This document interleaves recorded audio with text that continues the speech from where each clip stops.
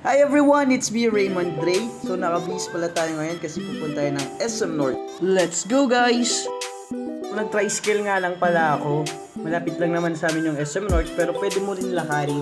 Kung gusto mo 5 minutes makakarating ka na doon. Kaso ang init kasi kaya nag-tricycle na ako. So dito ka nga pala guys, ibababa sa likod ng SM North malapit sa The Annex.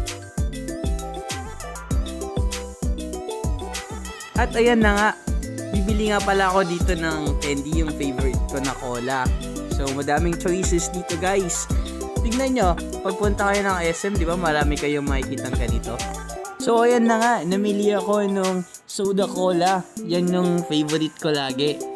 Masarap kasi yan guys, lasang Coke talaga. At ayan, maraming mga choices dyan. May mga sweet and sour na candies at mga chocolates na pwede mong piliin.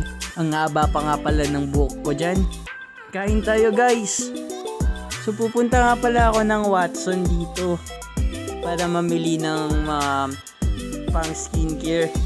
Hindi ko na pala guys na video kung anong mga kinuha ko dito kasi nagmamadala din ako at palubat na cellphone ko. After nyan, dumaretso na pala ako dito sa pet shop. Dito lang yan sa basement ng SM North. Bumili nga pala ako dati dito ng hamster ko, isang babae at isang lalaki. Kaso ang dami na nila ngayon kasi ang bilis nilang dumami. Kaya pinaghiwalay ko na sila. At yun nga, tumingin ako kaso wala nga pala silang hamster food dito, naubusan daw sila. Kaya naghanap ako sa ibang pet shop dito sa SM North.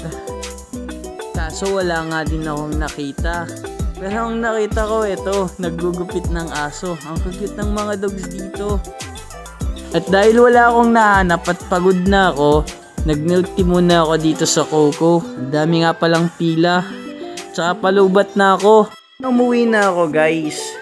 Di ko na na-video yung pag-grocery ko. Di kasi ako prepared. Di ko naman alam na gagawin ko to.